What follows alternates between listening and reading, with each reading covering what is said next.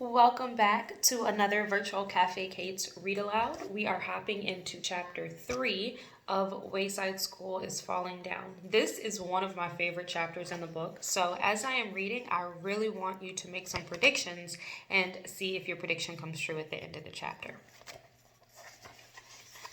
This chapter is called Bebe's Baby Brother. Mrs. Jules asked Damien to pass back the homework. Bebe Gunn waited nervously.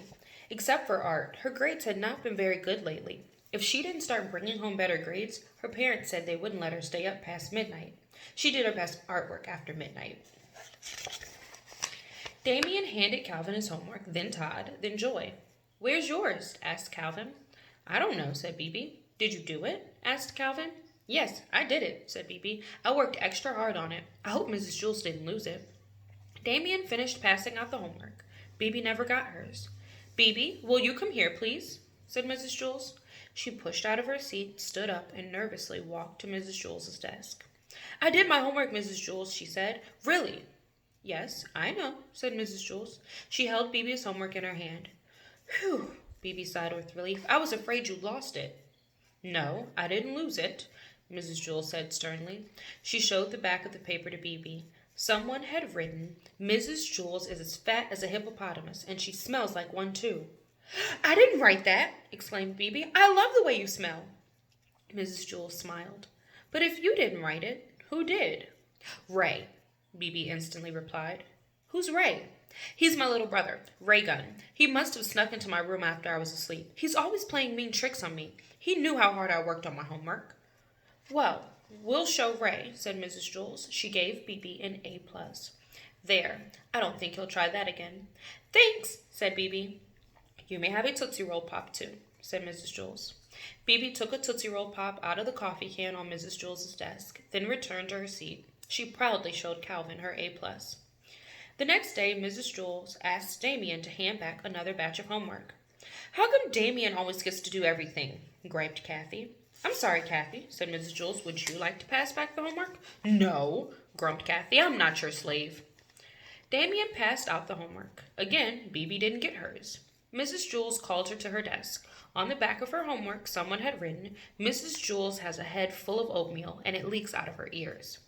"I didn't write it," said Bebe. "Ray?" asked Mrs. Jules. Bebe nodded.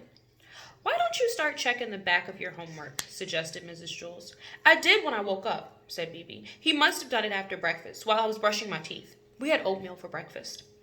She shook her head. "I won't brush my teeth any more." "You have to brush your teeth," said Mrs. Jules. "My parents think he's such a little angel," Bebe complained. "He's always wrecking things, and then I'm the one who always gets in trouble. Why can't you be more like Ray, they say. Yesterday, he threw all my underwear out of the window. Then my mother yelled at me for it. She wouldn't believe that her little darling son would do something like that." Mrs. Jules gave Bebe another A+ and another Tootsie Roll Pop. For Friday, everyone had to write a report and read it to the class. Bebe wrote her report about George Washington. She stood at the front of the room and read it out loud. "George Washington never told a lie. Not like Mrs. Jules. She lies all the time. That's why her nose is so big. And she snores when she sleeps, so Mr. Jules has to wear earplugs." Everyone was laughing. Bebe stopped reading. "What's so funny?" she asked. "Come here," said Mrs. Jules. Bebe shrugged, then walked to Mrs. Jules's desk. Mrs. Jules showed her what she had just read. "Did I just read that out loud?" Bebe asked. Mrs. Jules nodded. "I was just reading it," Bebe explained. "I wasn't listening." "It was Ray again, wasn't it?" asked Mrs. Jules. "Had to be," said Bebe. "Yesterday he put toothpaste in my socks. Then my mother got mad at me for making a mess and wasting toothpaste." Bebe got an A+ on her report and another Tootsie Roll Pop. After school, Mrs. Jules called Bebe's mother on the phone. "Hello, Mrs. Gunn. This is Mrs. Jules from Wayside School." "What's Bebe done now?" asked Mrs. Gunn. "Bebe hasn't done anything wrong," said Mrs. Jules. "She's a wonderful girl. Wonderful girl." "Well, that's a surprise," said Mrs. Gunn. "She's always causing trouble at home." "I wanted to talk to you about that," said Mrs. Jules. "I think you're being unfair to Bebe. I think she often gets into trouble when really Ray is to blame." "Ray?" asked Mrs. Gunn. "Yes, I know you think he's a perfect angel," said Mrs. Jules, "but some children can be angels on the outside and devils underneath." Yes, that sounds like Bebe, said Mrs. Gunn. I'm not talking about Bebe. I'm talking about Ray. Ray? Asked Bebe's mother. Who's Ray? So that ends chapter 3. Our next chapter is called Homework. So I want you to comment on our Google Classroom and tell me, were you expecting that ending to that chapter? I will see you back here tomorrow for another chapter. Bye, guys.